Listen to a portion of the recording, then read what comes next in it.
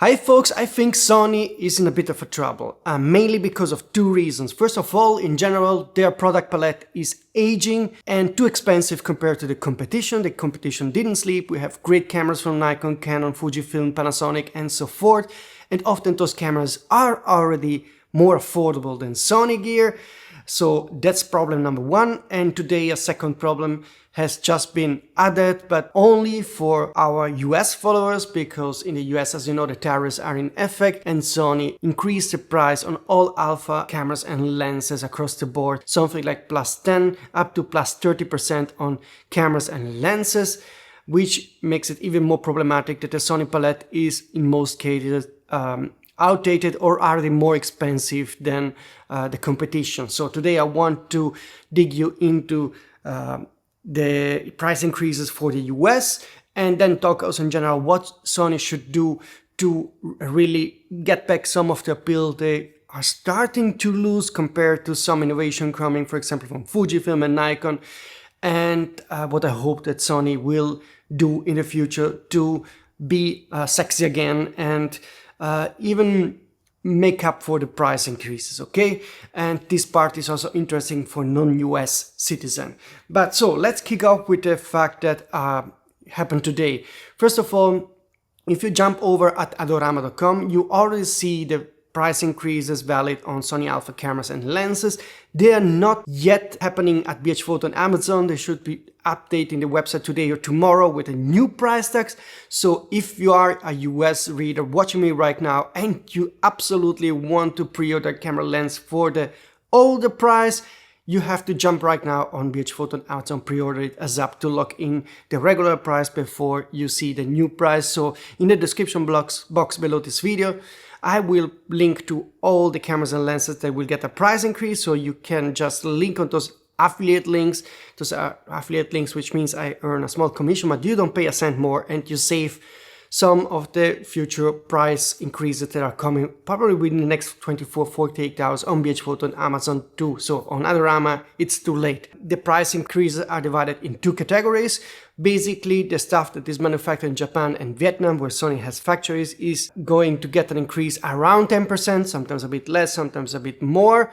And this is because the tariff rate for Vietnam and Japan is 10%.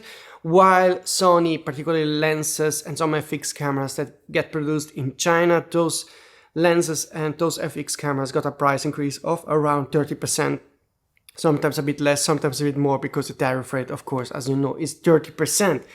Now, to be fair, this is something happening across the board, so not only for Sony. Nikon already did increase the prices on the cameras and lenses, also Panasonic, Sigma, and so forth. The only exception, as far as I know, is Tamron. They still did not increase the prices of the lens. I don't know if this is going to happen or not, but shout out to Tamron for not increasing them until now. So if you're looking to buy a Tamron lens, I would still play on the safe side and buy it today or soon before those price increases might be happening. And now let's talk why this is problematic for Sony. Because of course, all those price increases are happening across the board, but I think it's a bit more problematic for Sony for a couple of reasons. Reason number one is that most Sony cameras are already more expensive than Nikon, Canon or Fujifilm cameras, and having a price increase makes it even harder for amateurs and enthusiasts to justify paying that extra price to get a Sony camera when you can get a camera for less money that often also is equally as good or even better. So the second problem is also that most Sony cameras are outdated by now. I'm talking about the Sony A7S III, about the A7 IV, even the Sony A7R V could be fit into that consideration. And that's the second problem. So first problem is the price difference that we keep having between Sony and other cameras, and I will dig into this into detail. The second problem is the age of the cameras, and also there I will make some examples. The third problem I see is that Sony completely neglected the APS-C lineup. we have the same kind of A6 body style as A6100, A6400, A6700. That's it, and those cameras are too expensive for what they are, and the competition offers very often better camera for less price. So Sony is neglecting that APS-C range, and maybe they will pay a price for that, because with those full frame cameras getting more expensive with the new price increase, some people might look to get APS-C instead, which are considerably lower. And if you look at the Sony range, it's pretty poor and unexciting. Those are the same Sony A6700, ZV-10II are technically capable cameras, so then there's nothing wrong with it, but they lack of sex appeal, they lack of features, because some cameras are still better for the same price, and they are more expensive than similar cameras from the competition. So those are the three problems I see. Let me know in the comment system if you have some more arguments why the price increases are more problematic for Sony than for the competition. Let me know, and maybe you have some smart addition to make. So I keep checking my laptop because I wrote down the price increases. I will just mention a couple of price increases with a couple of critical points regarding those cameras, and I will also display the full price increases. Let's kick off with something nobody has on the radar. The FX6 is a Cine E-mount camera, which is quite old. That old camera got a $600 price increase. It was already selling bad because everybody knows it's an old camera, and there are plenty of cameras that are better than this one. And now you have to pay $600 more. This makes completely no sense in my opinion. Same goes for the Sony A7S III, which is 5 years old. It got a $300 price increase. It now is priced at $3,800. This is $600 more that you pay, for example, for the excellent Lumix S1 II. And the Lumix S1 II is a superb cine-focused hybrid camera. So the Lumix S1 II that does more than the A7S III costs $300 less. Now, of course, it's a Lumix S1 II L-mount, so making a switch to the L-mount system, and then the problem of the L-mount system is definitely the lens range, and so many still, I don't think the S1 II has the kind of strength to really win over many Sony shooters. If you're looking for those kind of cine-focused hybrid cameras, but it's just to show that the Sony A7S III really would need a serious update to justify the price.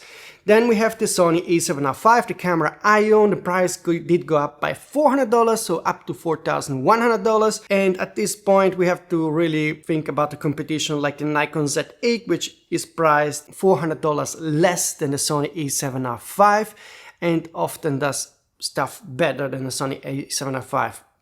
Particularly, for example, when it comes to video or some other features. Of course, we are still comparing two cameras that are a bit different, because the Sony A7R V, for example, has a higher resolution, but I don't know if this really matters to have the small higher resolution compared to the Nikon Z8. But just to say that there is a price difference, and I still think the Z8 overall on average is a tiny bit better camera than the Sony A7R V.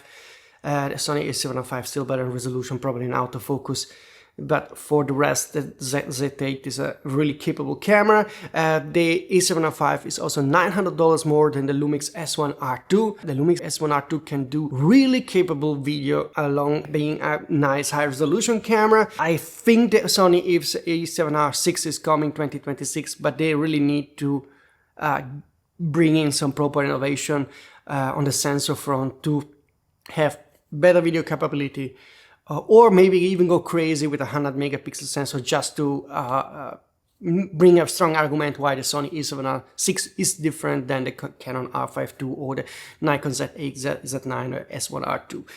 Then moving on to some other examples, more problematic is for Sony is the A7 IV. It got a $200 price increase, and it's now priced at $2,700, which is $500 more than the competition like the Nikon Z6 III and the Canon R6 II. And it's also an aging camera. It's a camera without the AI chip, so it doesn't have that cool autofocus performance of the most modern alpha cameras. So I definitely think that the Sony A7 V needs to be updated ASAP, and Sony, in my opinion, cannot afford to make just a conservative update. For example, keeping the same sensor would be stupid. knowing that Lumix and Nikon, for example, already use partially stacked sensors, which are super fast. So it has to be at least a partially stacked sensor or fully stacked sensor or another sensor that brings other benefits, okay? But this is something they have to do. They cannot keep the same sensor. That's, for me, that would be a real letdown if they're doing it, but they need to bring the A7 V. Moving on, also the A7C2 and the A7CR series got a price increase, the A7 by $200. The problem of the A7C2 is that it costs $300 more than Nikon ZF. The A7C series made to appeal for the more classic vintage photographer. They want to have that beautiful design. I do think that the Nikon ZF, despite having a lower resolution sensor than the A7C2, is potentially a better seller because it's $300 cheaper. I think it's more beautiful, but that's subjective. I still don't like the A7C series. I like the idea to have the A7C series, but they should do a proper rangefinder designed camera, because right now the A7C series is just the A7 with the top EVF cut like this, with no proper new design language, and you can really see that. So I think if you compare the two cameras, the ZF looks like a winner, despite the A7C2 having a higher resolution sensor. But this is just my opinion. Let me know if you differ here. The A9 III and the A1 II got also a big price bump. The A1 II is now $500 more expensive. It sucks, but those cameras are aimed for professionals, and I think a professional will get over paying $500 more if they really need this camera. Professional, they usually don't much care if there's a couple of $100 difference, but the Nikon Z9 is $1,800 less than the A1 II. So yeah, of course, the professionals look also at the lenses and everything, but Nikon is offering also nice lenses. But let's say that it could be problematic, but in that case, I think it's more, the concern is more about the performance of the camera. So if the Nikon Z9 is better, they will buy the Nikon Z9. If the A1 II is better for what they need, they will buy the A1 II, regardless of the $1,800 price difference. So moving on, there is a big problem in the APS-C lineup. Sony completely neglected this lineup. Their plan is to every 3-4 years release a new A6000 model, and the older models will get a bit cheaper and become the new entry-level camera, but this is just boring, unexciting strategy. And the A6700 is a nice camera, but it's definitely no match compared to competition. So the problem now, right now, like I told you at the beginning of this video, is that with those price increases on full-frame cameras, many amateurs or enthusiasts will even more consider going APS-C. And if you go APS-C, Fujifilm is the king and has plenty of offers. And I just want to make a comparison between the A6700 and the X-T50. If you look at the X-T50, it costs $100 less than the A6700. It's a much more beautiful camera. I know the beauty is a kind of subjective, but I think 99% of you would agree that the X-T50 looks better and more solid build than the A6700. It also has a better sensor with a 40 megapixel external sensor. It also has film simulations, proper dials, and this for $100 less. Of course, if you want to have the same kind of rangefinder look like the A6700, you get the X5, which is $200 more, but you get a better body, the cool film simulation dial, and again, the sex appeal of having this Fujifilm camera. And here I'm only talking about Fujifilm. There are also other models that can compete against the Sony cameras in the APS-C range, but I think the king here is Fujifilm. And my fear for Sony is that with those price increases, and also in general with the more interest from youngsters in photography market, Sony is failing bringing some exciting, beautiful APS-C cameras for the masses. Technical specs are important, but like I told you in my previous videos, design, usability, connectivity are becoming even more important now than it was 5 years ago. Of course, also the lenses from Sony did get price increases, and in general, the Sony lenses are more expensive than the competition, even within the same E-mount lineup, because Sigma, Tamron make E-mount lenses that are superb. Even Chinese manufacturers like Viltrox and so forth are making excellent autofocus videos. And Sony was already more expensive, and now again those lenses got price increases. For example, you pay $150 more for the 24-70mm 2.8 GM2, or $500 more for the 300mm GM, and even the old 100-400 GM got a price increase of $200. So a lens that is quite old, in need of an update, and you have to pay even more than before. I want to take the chance to directly talk to Sony because I know they're watching and reading the sonyalpharumors.com and this YouTube channel, and I think they deserve first a credit for the amazing innovation they did in the past decade, because they believed in mirrorless, they bring out great sensors.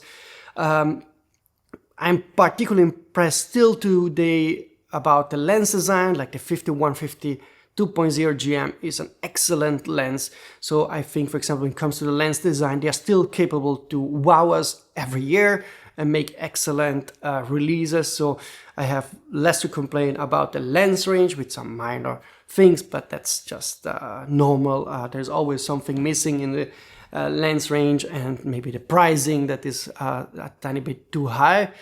But when it comes to cameras, I think they're losing a bit of the Mojo moment, particularly if you compare it with Fujifilm first, but also Nikon. And they are missing out the trend that is that has started actually with COVID, with the younger generation buying, again, compact fixed lens cameras or buying cool looking cameras. And what they probably understand, but they are not reacting, is that there is more and more interest for cameras that look different, that look something that you love to carry with you. The Sony A7 series is super capable, super technical, but it no longer has particularly technological edge compared, for example, to Nikon. You can get a Nikon Z8 that is perfectly capable and less expensive than a Sony A7R V. Now we have plenty of competition that is more affordable, also more consistent when it comes to firmware update. And what Sony is really missing is the new trend of fixed lens compact cameras. The RX1, R2 should get a successor, so also the 1-inch RX100 series, maybe even make RX APS-C camera. They're really cool looking cameras. If they would redo it, they would definitely sell, in my opinion. They also need to be serious in the APS-C lineup, give us some nice cameras that are looking good in the APS-C segment, work on the design of the cameras, make them cool looking.